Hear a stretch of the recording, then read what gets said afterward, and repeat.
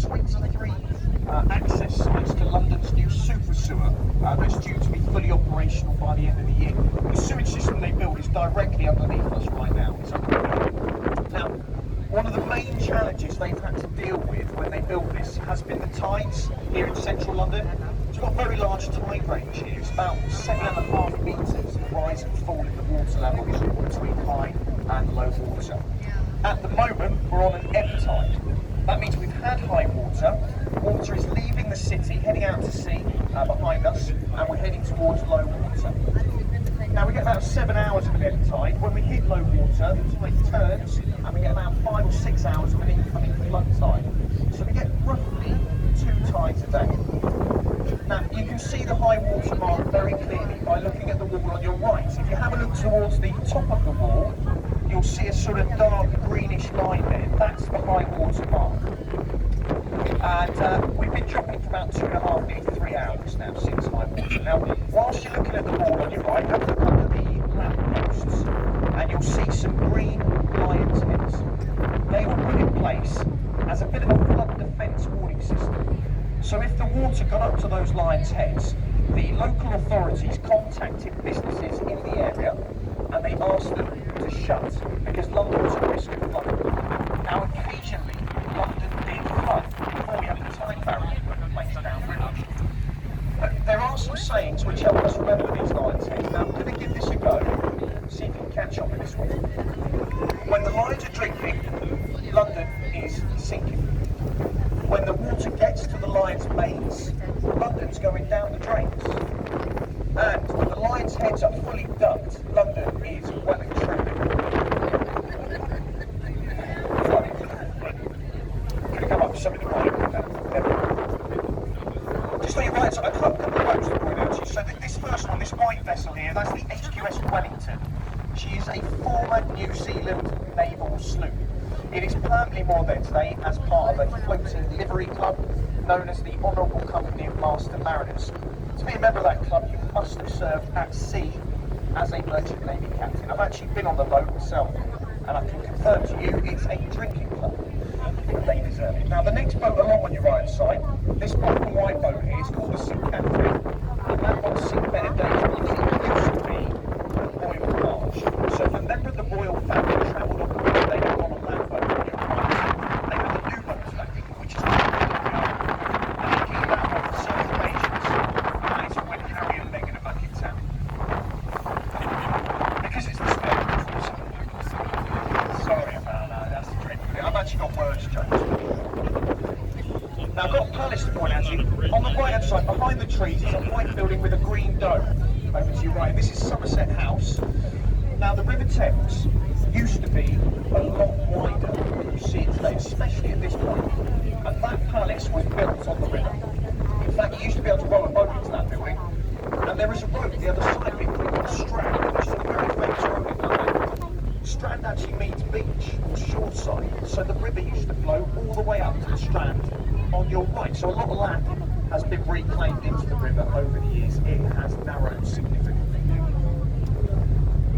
This is Waterloo Bridge we're about to go under. It's named after the Battle of Waterloo.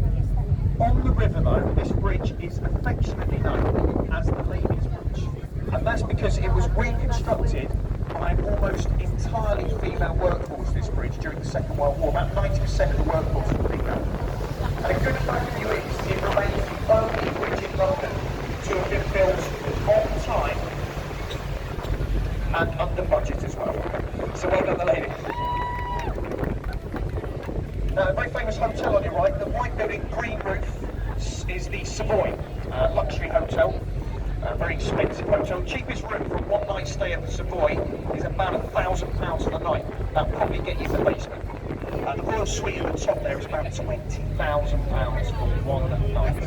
You do get a butler with that though, so it might be worth it.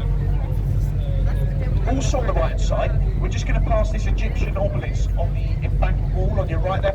That's called Cleopatra's Needle. It was donated to England by an Egyptian viceroy. That was after our victory over Napoleon and the Battle of the River Nile. It's one of the oldest things you'll see in London. It dates back over 3,500 years, which makes it older than the City of London itself. So there you go, that's clear patches needed. This bridge in front of you, this is Charing Cross Railway Bridge. It's an old Victorian railway bridge, going under a lot of renovation work at the minute, this bridge. A much later addition are the walkways you see here. They're called the Golden Jubilee walkways. Now you see a lot of people walking across them now. We do encourage participation from anyone on the top deck here. What we encourage you to do as we go under here is make a lot of noise and wave at these people, alright, because it tends to stop them throwing anything else. So give that a go. Here we go. Give it away. Now don't panic, alright, if you get a bit wet here guys, the trains discharge their toilets over the river, so don't panic. I'm just going to step in the wind house for a minute. Right, there's another bridge over there. Now don't be offended if someone didn't wave back at you, alright, it just means they're from London and they're miserable, so let them off. Now on the left hand side is the south bank of the River Thames. It's a great place to go, especially on a nice sunny evening like tonight. It's always got a good atmosphere over there. There's street performers, musicians, artists, so there's always loads to see and do on the south bank of the river, which is on your left. Now the most famous landmark on the south bank is that big Ferris wheel there, the London Eye. Now the London Eye, originally called the Millennium Wheel, it was built as part of the Millennium celebrations in the year 2000, largely funded by British Airways at the time. Today it's owned by the Merlin Entertainment. So it's been there for 25 years. Now it was a short-term project. The London Eye was only actually supposed to be there for 5 years. But as you can see, it is still there. And there's a really good reason as to why it's still there. And that is that it makes a lot of money. Apparently on a good day it can make close to £250,000, which is absolutely ridiculous. They were thinking of renaming it the Wheel of Fortune for that reason. It was actually the largest Ferris wheel in the world when it built it, but because of its success, other cities have built much bigger ones, but it is about 5th on the list today in Ferris wheel size list. The London Eye is actually a really popular place for young couples to propose to each other for engagements. It actually comes second to the Eiffel Tower in Paris, believe it or not, for engagement. You'd want to be pretty confident they're going to say yes though, wouldn't you? It'd be a long slow descent if they didn't. It'd be a bit awkward, I'd imagine. Now, in front of you guys is Westminster Bridge, and beyond this bridge, on the right-hand side, is one of the most iconic buildings in the United Kingdom. That's the Palace of Westminster, straight ahead of us there. Now, it's the second palace to stand on this site.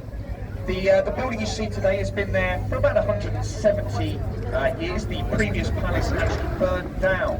There is only one surviving part of the original palace, that's Westminster Hall, which dates back to around the 12th century. Now in the United Kingdom, the Palace of Westminster is more commonly referred to as the House of Parliament. It's the seat of power for the United Kingdom. Inside you've got the House of Lords, the House of Commons, and that's where our wonderful politicians work. That was sarcastic, if anyone was wondering. Now this is not a trick question. Hands up. Can anyone see Big Ben? You cannot see Big Ben. Big Ben is the name of the bell inside that chimes the hours. 13.5-ton bell. It is also cracked, actually, just like the politicians, which is ironic, isn't it? The official name for this clock tower is the Elizabeth Tower. It's named after our late Queen Elizabeth II. So there you go, you can't see Big Ben. So lots to see and do in Westminster, folks. Westminster Abbey, a very short walk from the pier, is where our kings and queens are crowned, our monarchs. The coronation takes place at Westminster Abbey, a ceremony dating back nearly 1,000 years. St James's Park, if you make your way to St James's Park, very short walk again, you'll find Buckingham Palace, Trafalgar Square, Horse Garden.